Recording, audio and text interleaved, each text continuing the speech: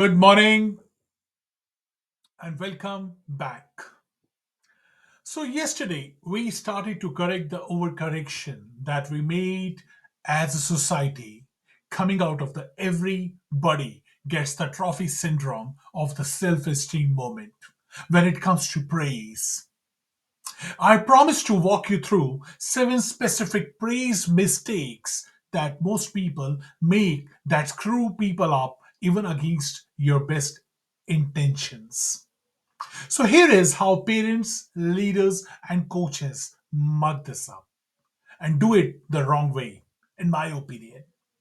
Here is what not to do, and then what to do instead. You ready? Here we go. Number one, don't praise the outcome. Praising the outcome like this, so beautiful, great job, even though you mean it well, can create a persistent performance anxiety. It can now be interpreted as a condition of your love. If it is not beautiful, next time you won't love them. It puts a fixation on outcome approval. They are only good, they are only loved if they get the right result. Instead, you want to praise the effort, the process, the character attributes used to create the result. So that sounds like I love the way how you colored every corner of that picture. Or what a beautiful combination of colors you chose. Or this must have taken you a long time to complete it. What great discipline you have to see it through and finish it. You see, when children are praised on their effort instead of their selves, children gain confidence and empowered to try new things. As a child psychologist said, when it comes to praise, there is more on the line than just boosting self esteem. Its parents' job is to shape children's behavior. That is exactly right as a leader of a team as well. You are not just using praise to validate and boost confidence. You are shaping your team's behavior. You want to focus your praise on the behavior you want, the one you want amplified and repeated again and again. The behavior you know is constantly necessary to produce the results that you want delivered. Does that make sense? That's the key to building and leading others right there. From 4-year old to 40-year old and above. Number two, the the the next on the line. Don't praise what they can't control. Don't praise that. Don't praise by saying things like you are so smart, you are so pretty, you are so talented, you are so gifted. Again, we know your intentions, they're good, they are noble, but those labels connect an outcome that can mean when I do this, then I'm smart. And when I don't do this, I may be stupid. I know this sounds crazy, but that's how it gets interpreted in other people's minds. And it reinforces a fixed mindset that they are this rather than the act to produce this. They will then avoid all situations and circumstances for them being smart, talented, if they don't have it, gifted, or pretty might be threat.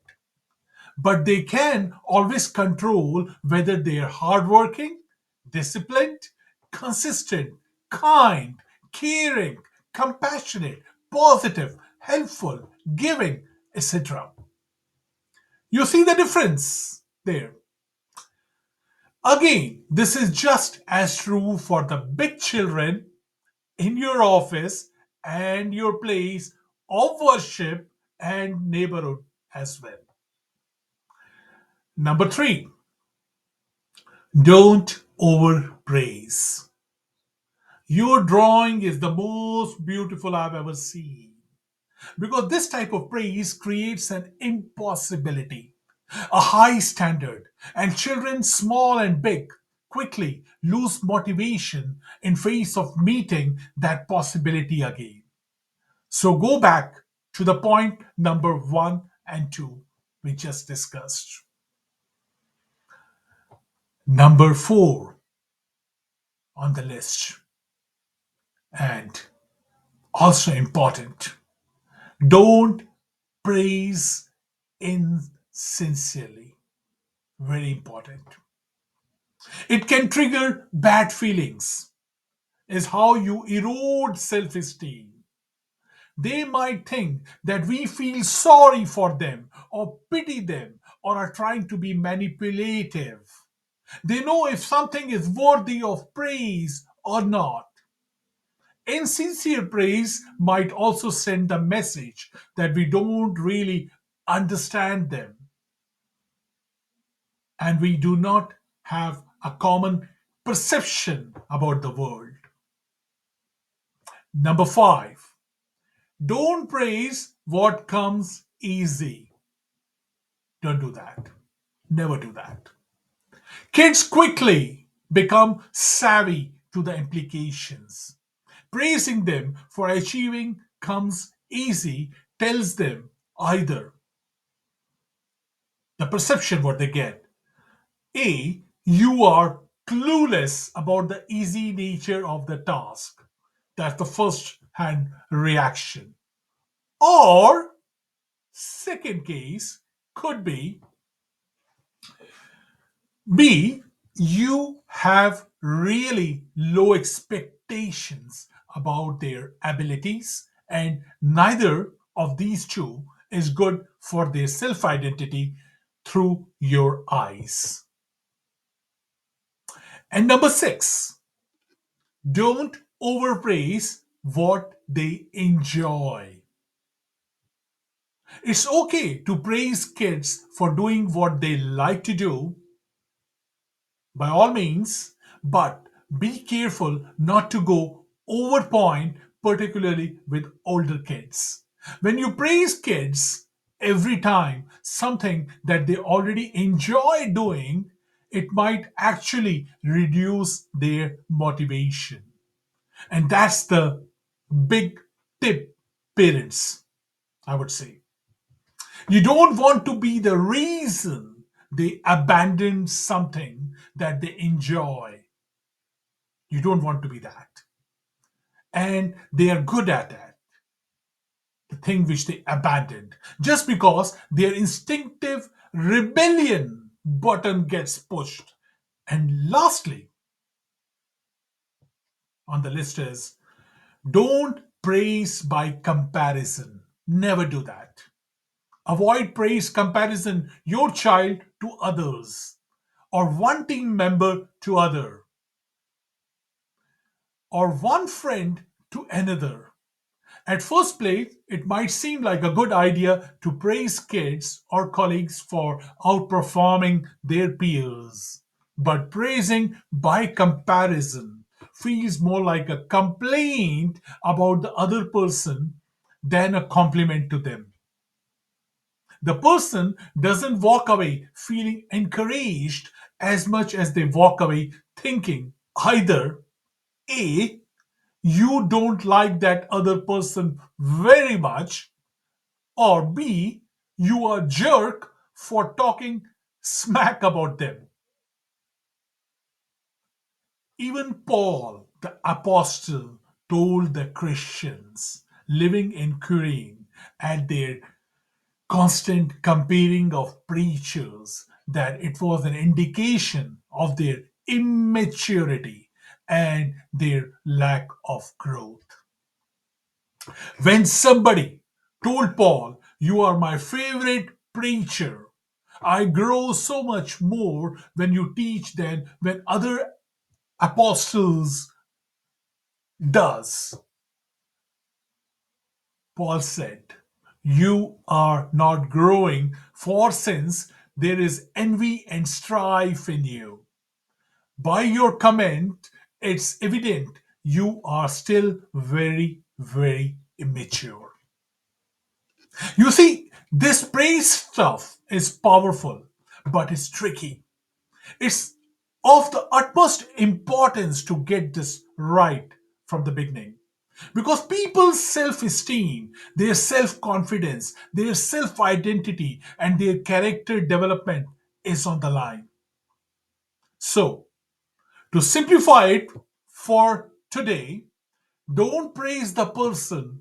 You are smart, you are pretty, you are talented, or only the outcome, making them dependent upon the result before they feel like they are worthy. Praise the process, praise the behavior that took to create the outcome you now see. Okay? Do you get those important distinctions today? This was an important metric chat today we had here this morning. So I hope that you are walking away from this session of School of Noble Thoughts Daily with gold in thy pockets, I would say. Jot down your notes in your daily journal and confess which praise mistake had you been making most often while you were praising either one, praising only the outcome, two, the person that they can't control the result, or overpraising, number three, number four, insincere praising you are doing to them, or number five, what comes easy to somebody and you are praising on that all the time, or number six, what they enjoy, or last but not the least, by the most important, by comparison. Share that with us in the comments below.